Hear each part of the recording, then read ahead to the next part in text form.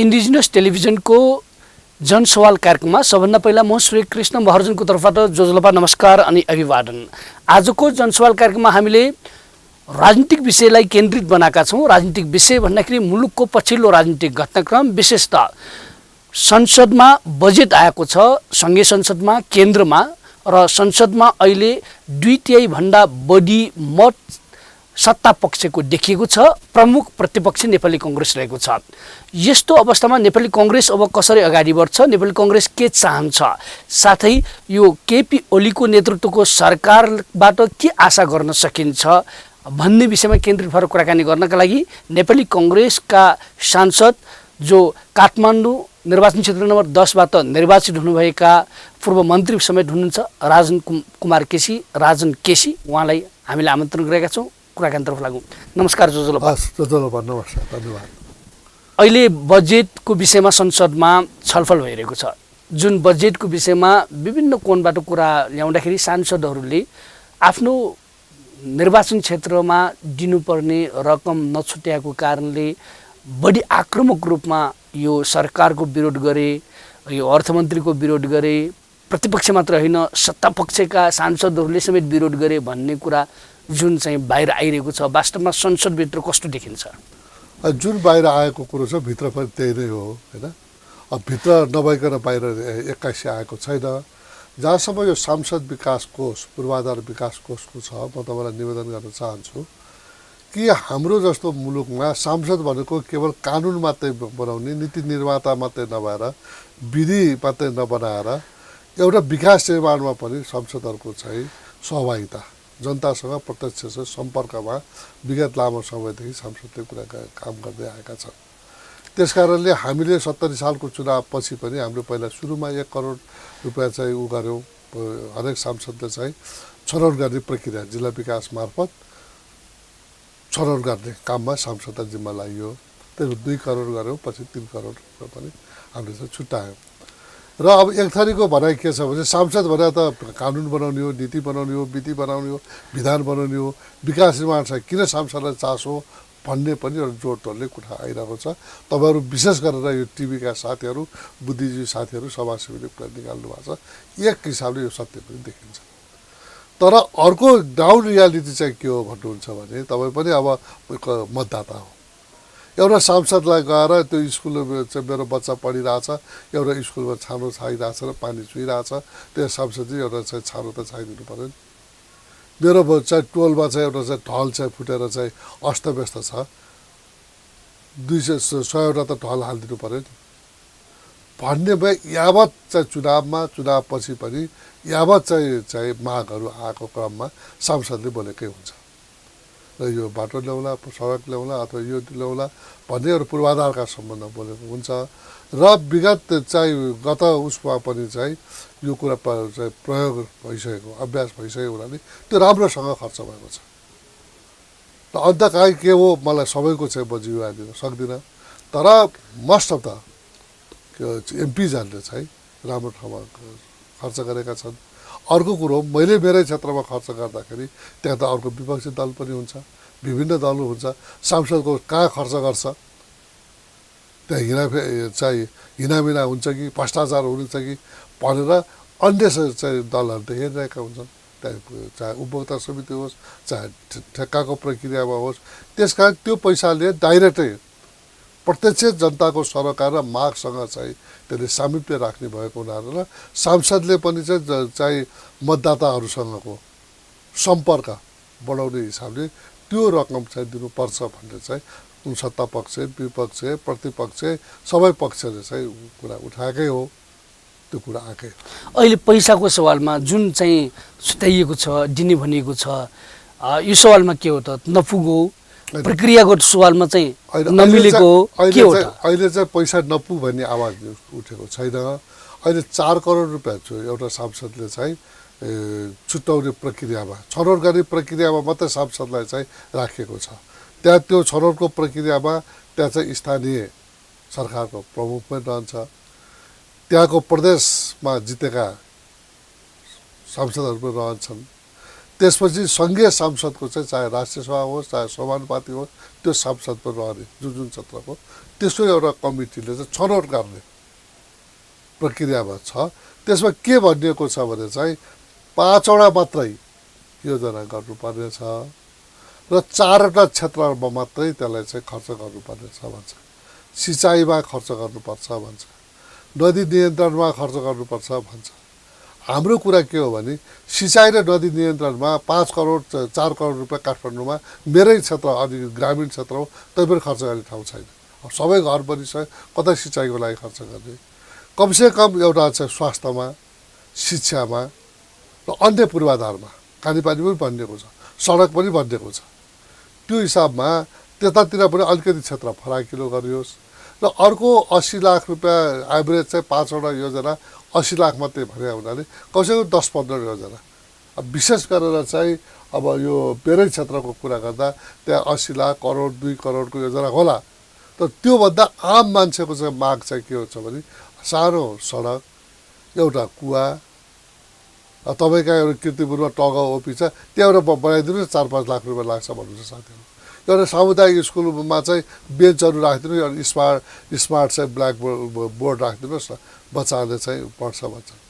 अब करोडौँ करोड रुपियाँ लगाउनु भन्दा पनि त्यसले प्रत्यक्ष जनतासँग चाहिँ सरोकार राख्न सकिन्छ, जनताको माग पुरा गर्न सकिन्छ भन्ने चाहनाले त्यो अलिकति फराकिलो होस् र क्षेत्रको हिसाबले पनि अन्यमा अनप्रोडक्टिभ सेक्टर भन्न जाओस्, तर पूर्वाधारमै जाँदाखेरि पनि 100% पूर्वाधारमै खर्च गर्ने त्यो कुरो ठिक छ।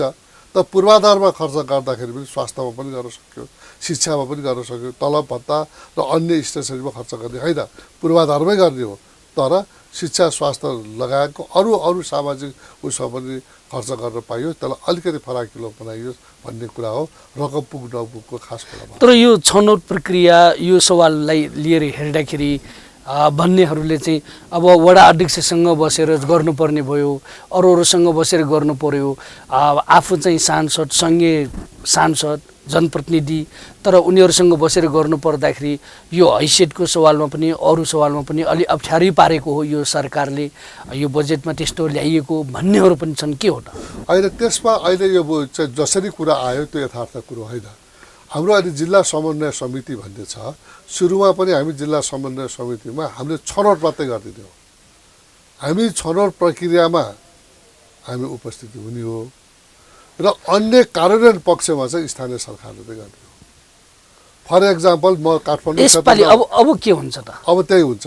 काठमाडौँ क्षेत्रमा अब अहिले के गर्ने हो भने चाहिँ स्थानीय उसमै चाहिँ जाने भन्ने, कुन कमिटीमा बसेर छान्ने, कहाँ बसेर छान्ने थाहा छैन। पहिला जिल्ला समन्वय समितिमा छान्ने भन्नेको थियो, त्यहाँ छनौट गरेपछि कार्यान्वयन चाहिँ स्थानीय तहमा जाने भन्नेको थियो।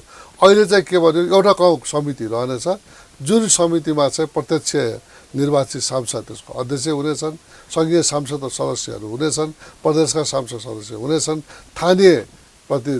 स्थानीय सरकारका प्रमुख सदस्य हुनेछन् भनेर त्यति भन्ने। अब त्यहाँ मेरै क्षेत्रमा कुरा गर्नु 3वटा नगरपालिका छ, दक्षिणकाली नगरपालिका, कीर्तिपुर नगरपालिका र चन्दागिरी नगरपालिका। अब म कहाँ गएर छान्ने हो?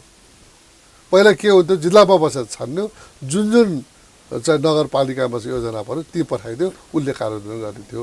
त्यसले अहिले चाहिँ सरकारले एउटा निर्देशिका तयार गर्छ, त्यो निर्देशिकाले प्रश्न होला, अहिलेसम्म चाहिँ प्रश्न भएको छैन।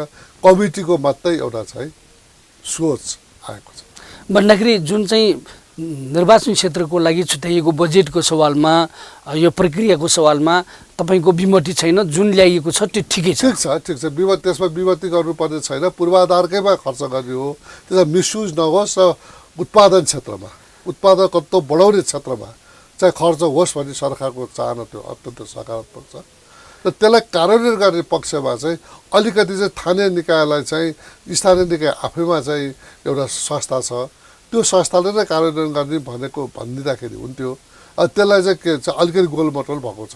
त्यसलाई निर्देशिकालाई अर्थमन्त्रीले पनि भन्नुभएको छ, निर्देशिकालाई कसरी सहजीकरण गर्ने र स्थानीय चाहिँ तहमा काम गर्दाखेरि सहज रूपले त्यसलाई कार्यान्वयन होस्, सबैमा फरक गर्न सकियोस् भन्ने एउटा एकाउन्टेबिलिटी, जिम्मेवारी कसलाई दिने भन्ने पनि त्यहाँ प्रश्न हुनुपर्छ भन्ने हाम्रो कुरा हो। यसपालिको यो समग्र बजेटलाई लिएर तपाईँले विश्लेषण गर्नुपर्दाखेरि के भन्नुहुन्छ? यो बजेट होइन, समग्र- समाजवाद उन्मुख ढङ्गको बजेट भन्ने, पुँजीवादी बजेट भन्ने या मिश्रित बजेट भन्ने, यो कस्तो बजेट भनेर चाहिँ अब सरकार भन्छ चाहिँ समाजवाद उन्मुख आफूहरू चाहिँ भन्नुहुन्छ?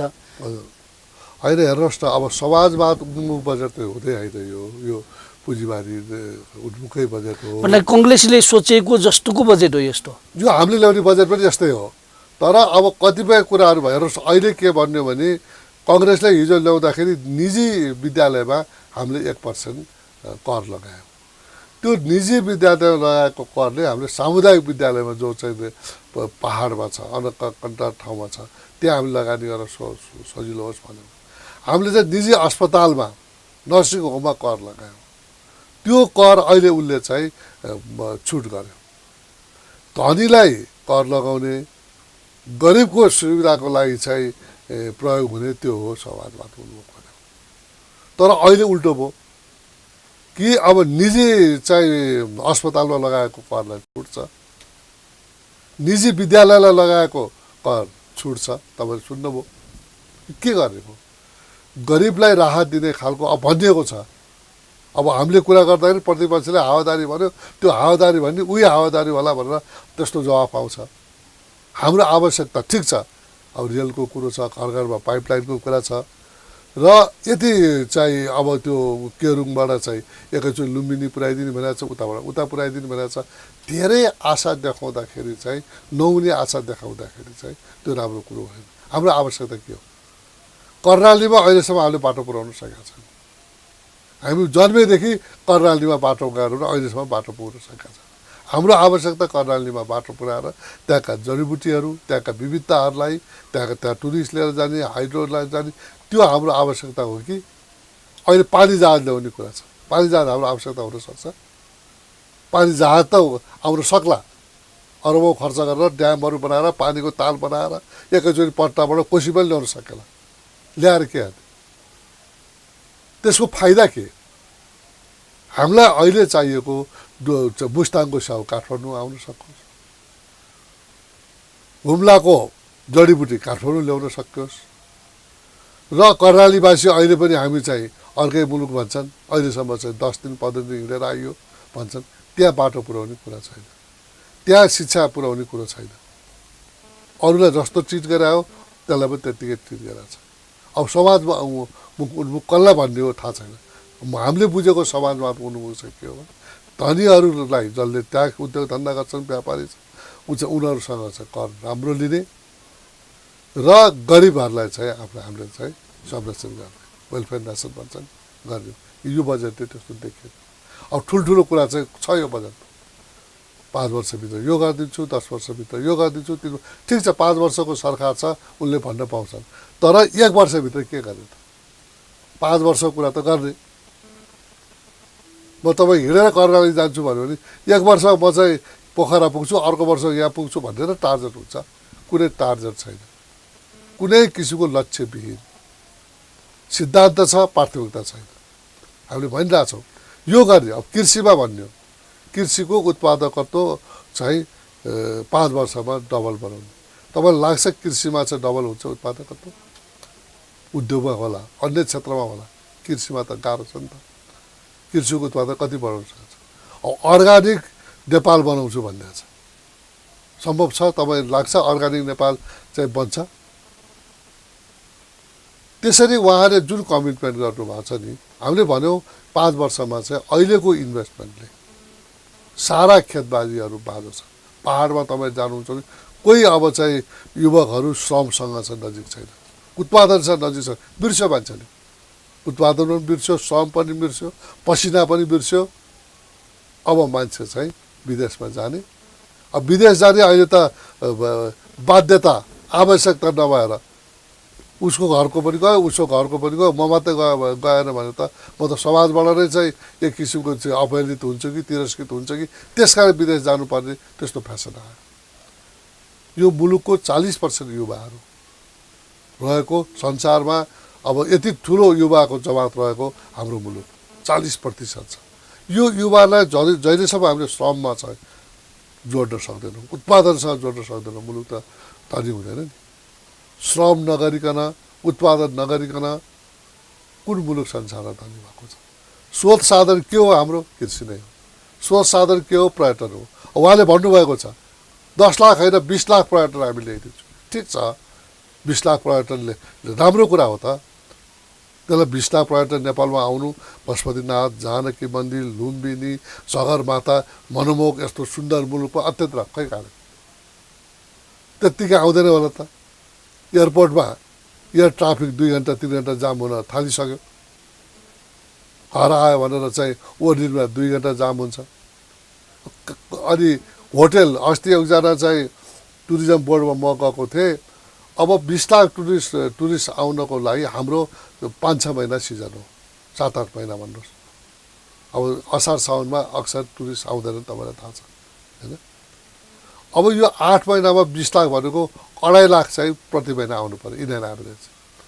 2.5 लाख भनेको दिनको कति भयो? 8,000 भयो। तपाईँले काठमाडौँमा 8,000 राख्ने ठाउँ कहाँ छ देखाउनुहोस्? सोल्टी होटलको 300, यतातिर हायटको 300, 1,000-1,500 बेड छैन हामीसँग। सुन्नु होला, अब मुखले भनेर भएन नि। त्यसका हामी पूर्वाधारमा चाहिँ हामीले चाहिँ टुरिज्म बढाउनु छ भने हाम्रो ट्रेकिङ रुट यो हो, हवाई रुट यो हो, उद्योग व्यापारीहरूलाई होटल बनाऊ, रेस्टुरेन्ट बनाऊ, होमस्टेमा राख, आम किसिमले चाहिँ कार्यक्रम ल्याएर अनि त्यसपछि मान्छे आउँदा सकिन्छ नि। अब प्रोग्राम पनि छैन, डेस्टिनेसन पनि छैन, काठमाडौँमा हवाईजहाज ओर्लिनु पनि सकिँदैन, 20 लाख टुरिस्टको सपना देखेर त भएन नि। ठिक छ, हामीले निजगढ एयरपोर्ट बनाऊ, निजगढबाट सर्न लाएर चाहिँ आधा घन्टा 1 घन्टामा काठमाडौँ आउने बनाऊ, त्यो ठुलो हुनसक्छ। लुम्बिनीमा बनाऊ, त्यही बनाउनलाई चाहिँ 1-2 वर्ष 2-3 वर्ष लाग्ला। अनि हामीले चाहिँ 1 वर्षमा चाहिँ भिजिट 2020 भनेर 20 लाख आउँछ भनेर त्यो झुटो हुन्छ नि। सरकारले त्यसरी हावादारी बोल्ने होइन। भन्दाखेरि यो बजेटको सवालमा अलिकति हावादारी छ भन्ने तपाईँहरूको आरोप चाहिँ होइन। आरोप मैले भने त आरोप होइन, आरोप किन लाउने? यो बजेटले बोलेको कुरा पुग्न सक्दैन भन्ने हाम्रो चिन्ता हो, गुनासो हो हाम्रो सरकारसँग। कि यदि सरकारले पुर्याउन सकेन भने त सरकारले बोले हो नि त, त्यो पनि लिखित बोलेको छ। तपाईँको नीति तथा कार्यक्रममा बजेट त दस्तावेज चाहिँ लिखित आएको छ नि, त्यो त जीवन्त रहन्छ नि, अनन्तकालसम्म रहन्छ। 75-76 बजेटमा 20 लाख टुरिस्ट ल्याउँछु भनेर छ। भिजिट 2020मा अहिलेसम्म चाहिँ त्यो 12 लाखमा ल्याउन सकेन भन्दा राम्रो भएन। त्यसकारण सिद्धान्त होइन, प्राथमिकता चाहियो होइन, कार्यक्रम चाहियो। टुरिस्टले भित्र यो हाइड्रोमा 5,000 भनेको छ। एउटा चाहिँ हाइड्रो चाहिँ बनाउनलाई 5-7 वर्ष सकिरहेको छ देखिहाल्नु, 10 वर्ष 7 वर्ष 8 वर्ष। अब अप्पर तामाकोसी हामीले ल्याउन सक्यौँ 1-1.5 वर्ष भित्र ल्याउन सक्यौँ, ठुलो हाम्रो हुन्छ। मेलमजी हामीले भन्यौँ, किसुनजीले त्यतिखेर बोल्नुभयो, आज 18-20 वर्षमा आयो। यति क्षमता हाम्रो कमजोर छ, काम गर्ने क्षमता कमजोर छ। कार्यक्रमिक रूपमा चाहिँ ल्याउन सकिन भन्ने तपाईँको कार्यक्रम आएन, कुरो आयो ठिक छ। लक्ष्मीप्रसाद देवकोटाले भनेको थियो नि, उडी छुनु चन्द्र एका भनेको थियो नि। उद्देश्य के लिनु? उडी छुनु चन्द्रमामा उड्ने उद्देश्य लिनु। उहाँले भनिदिनु भयो, हामीले सुन्न सकेनौँ। अमेरिका गयो त्यो चन्द्रमामा। हामीले भन्ने होइन, हामीले गर्ने हो, गरेर देखाउनु भन्ने तपाईँको भनाइ रह्यो। गर्ने खालको कार्यक्रम आइदिएन। गर्ने कार्यक्रम आइदिएको भए सन्तुष्टि हुन्थ्यो। यस्तै कुरोले चाहिँ यो पुरा हुन सक्दैन भन्ने हाम्रो चाहिँ चासो हो। हावादारी भन्यो भने त्यही कारण हो। त्यो त अर्को बजेटमा हामीले निश्चित रूपले देखिहाल्छौँ कति एचिभ भयो होइन। तर सरकारले गर्ने कुरा गर्नुपर्छ, सक्ने कुरा गर्नुपर्छ भन्ने कुरा। तपाईँ अहिले हेर्दै हुनुहुन्छ इन्डिजिनियस टेलिभिजनको जनसवाल कार्यक्रममा अब छोटो विश्राम लिनेछौँ। विश्रामपछि फेरि पनि सांसद राजन केसीसँग कुराकानीतर्फ लाग्नेछौँ।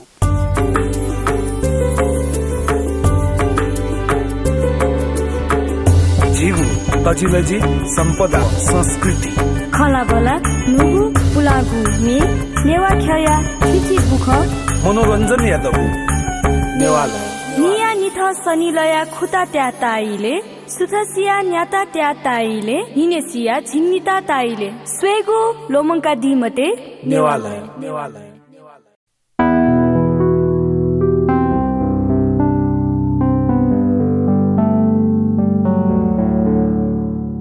इन्डिजिनियस टेलिभिजनको जनसवाल कार्यक्रममा फेरि पनि तपाईँलाई स्वागत गर्न चाहन्छु। अब कुराकानीतर्फ लागौँ। राजन केसीजी, तपाईँले बजेटको विषयमा त विश्लेषण गर्नुभयो, यो कार्यक्रमको रूपमा आएन, सिद्धान्तको कुरा मात्र आइयो, कुन बेलामा के गर्ने त्यो कार्यक्रमको रूपमा आएन, काममा देख्नु पर्यो भन्ने तपाईँको भनाइरह्यो।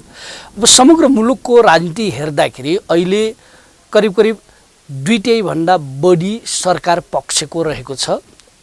प्रतिपक्ष तपाईहरू सङ्ख्यात्मक हिसाबले कमजोर अवस्था छ। उहाँहरू चाहिँ नीति निर्माण गर्न जे पनि निर्णय गर्नको लागि उहाँहरूलाई सजिलो छ। यो अवस्थामा कङ्ग्रेसले जुन ढङ्गको खेल्नुपर्ने भूमिका प्रतिपक्ष भएर त्यो प्रतिपक्षको भूमिका खेलेन, सरकार पक्षलाई अत्यन्तै सजिलो भइरहेको छ भन्ने कङ्ग्रेसकै नेताहरूले आरोप लगाइरहेका कुराहरू पनि आइरहेका छन्। के हो खास? होइन, अब त्यस्तो होइन। हेर्नुहोस्, यो सेसन अब हामी मङ्सिरमा चुनाव पाए पनि फागुनको 20 गते चाहिँ हामीले चाहिँ शपथ गऱ्यौँ र त्यसपछि हामी चाहिँ राष्ट्रपतिको चुनाव, प्रधानमन्त्रीको चुनाव, त्यसपछि सभामुख उपसभाको चुनावमा हामीले 1.5 महिना खर्च गऱ्यौँ। त्यसपछि पहिलोपटक जेठ 15 गते बजेट आएको छ र बजेटमा अब छलफल सुरु भएको छ। अब प्रतिपक्षले चाहिँ अब सडकै भाट्नुपर्छ, संसदभित्र मेचै भाट्नुपर्छ भन्ने जनताले हेरेर खोजेको निश्चित रूपले होइन। अब प्रतिपक्षको भूमिका हामी अत्यन्त पोजिटिभ। हाम्रो अभियान पनि, नेपाली कङ्ग्रेसको अभियान पनि के हो भन्नुहुन्छ भने हाम्रै अभियानमा शान्ति र संविधान, हाम्रै उसमा चाहिँ समृद्धिको अभियान भनेर हामीले भनेको। अब हामी पनि के चाहन्छौँ भने प्रतिपक्ष जिम्मेवारीपूर्वक आफ्नो भूमिका निर्वाह गर्न कङ्ग्रेस सक्षम छ, कङ्ग्रेस निर्वाह गर्छ। अनावश्यक कुरामा चाहिँ विरोध गर्दैन, गर्न पनि हुँदैन। र अहिले जनादेश चाहिँ गठबन्धनलाई जनादेश प्राप्त छ। त्यो जनादेश प्राप्त, उहाँहरूले पनि समृद्धि, सुखी नेपाली, समृद्ध नेपाल भन्नुभएको छ। हामीले समृद्धिको अभियान बनाएका छौँ। कुरो जे गरे पनि त्यही हो। हामी मुलुकको समृद्धिको लागि हामी चाहिँ हातमा हात, काँधमा काँध मिलाएर अगाडि बढ्छौँ। तर कतै गलत मान्छेले अधिनायकवादतिर लम्केको हामीले महसुस गरिरहेका छौँ। जस्तो अहिले तपाईँले यो त बताइदिनुहोस् न, अधिनायकवादतिर लम्किएको चाहिँ यो चाहिँ नेकपाको नेतृत्वको, ओली नेतृत्वको सरकार भन्दाखेरि उदाहरण अहिले हेर्नुहोस् न, अहिले जुन चाहिँ एउटा युवालाई 7,000 रुपियाँ चाहिँ रोजगारीको लागि ऋण दिने भनेको छ। विदेशबाट आएको दक्ष चाहिँ युवाहरू त्यसो जान चाहेर यी रोजगार 10 लाख हुनेछ। 3 खरब रुपियाँ चाहिँ 3 अरब 56 करोड रुपियाँ चाहिँ उहाँले आफ्नै कोषमा राख्नु भएको छ। अर्को राष्ट्रिय अनुसन्धान, उहाँले भन्दाखेरि प्रधानमन्त्रीका कार्यालयले, यो त हरेक मन्त्रालय छ नि त, 20वटा मन्त्रालय के का लागि। त्यसपछि उहाँले राष्ट्रिय अनुसन्धान, सम्पत्ति शुद्धिकरण, सतर्कता, हामी नेगुमी भन्थ्यौँ नि, त्यो सबै प्रधानमन्त्रीको उसमा राख्नुभएको छ। प्रधानमन्त्री त संसदीय व्यवस्थामा, क्याबिनेट सिस्टममा प्रधानमन्त्री चाहिँ अलिनाल हो। प्रधानमन्त्रीले भनेपछि त्यो चाहिँ पास भइहाल्छ नि। त्यो सबै राख्नुपर्ने कारण।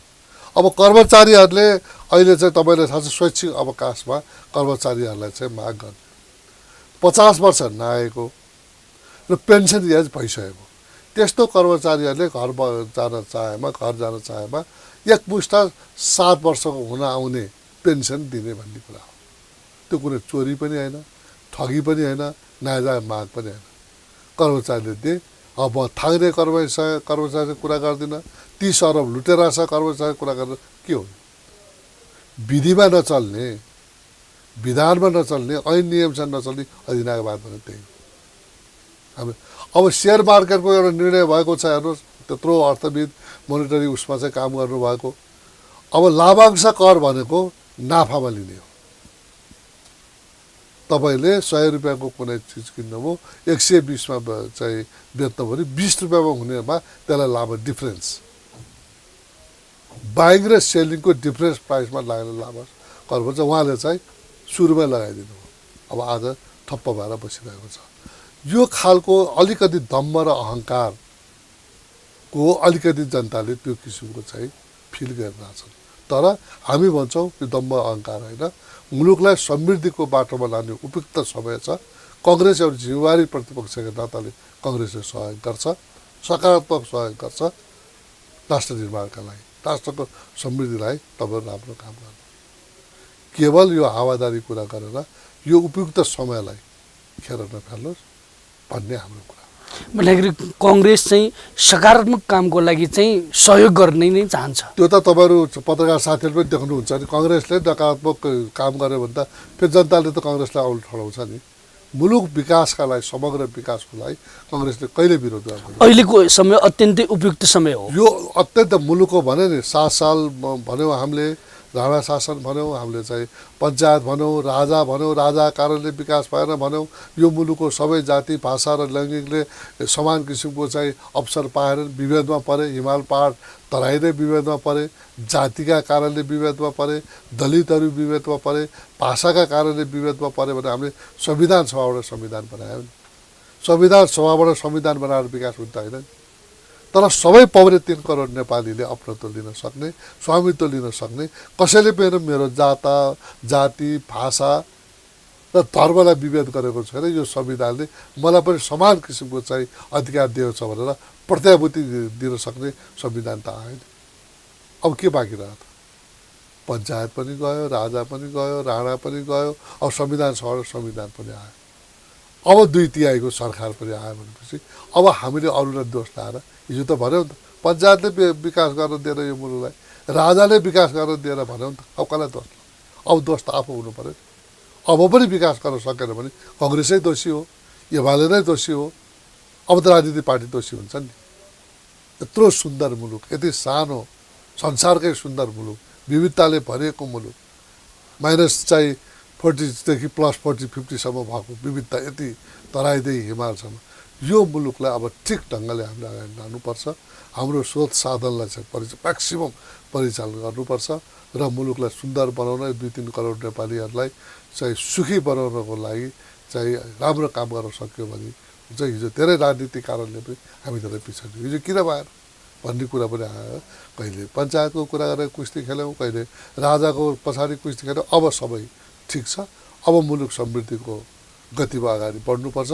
त्यसका लागि 2/3 पनि प्राप्त छ। के ऐन कानुन चाहिँ पास गर्दाखेरि मुलुकले समृद्धि हुन्छ र कानुन बनाउँदा गरे हुन्छ, काङ्ग्रेसले कहाँ विरोध हुन्छ। तर कानुनलाई नमान्ने, विधिलाई नमान्ने, संविधानलाई नमान्ने, ऐनलाई नमान्ने यो कुरा हुन सक्दैन। हामी विधिको शासन मान्ने मान्छे हौँ, विधि अन्तर्गत काम हुनुपर्छ। हाम्रो पूर्ण रूपले सहमत हुन्छ। राजन केसीजी, तपाईँ आइदिनु भयो र आफ्नो विचार यति धेरै विचार राखिदिनुभयो, विश्लेषण गरिदिनु भयो राजनीतिको विषयमा, बजेटको विषयमा। तपाईँलाई धेरै धेरै धन्यवाद। फेरि भेट्नुहोला। नमस्कार जोजोलोपा। जोजोलोपा, तपाईँलाई पनि धन्यवाद।